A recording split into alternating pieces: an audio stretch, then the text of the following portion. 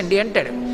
ఆఖరణ ప్రాణం పోయాక వెనక వచ్చేవాళ్ళు ఎవరు రారు అని తన శరీరమే కాలిపోతుంటే చూసుకుని ఏడుస్తాడు. చీకటి పడిపోతే అయ్యో ఓపికన్నప్పుడు ఒక్క రోజు గుడికి వెళ్ళలేదురా, ఓ ప్రవచనం వినలేదురా, ఓ ప్రదక్షిణం చేయలేదురా, ఓ పూజ చేయలేదురా అని అప్పుడు ఏడుస్తూ ఉంటాడు. ఎవరు ఊరుకోబెట్టేవాళ్ళు ఎవరు ఉండరు.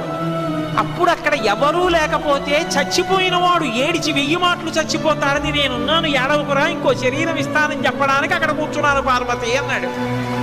ఆయన్ని పట్టుకుని శ్మశానవాసి అని చెప్పి నింద చేయడం కన్నా కృతజ్ఞత ఇంకొకటి ఉంటుందా? అంతకన్నా అసహ్యకరమైన విషయం ఇంకోటి ఉంటుందా?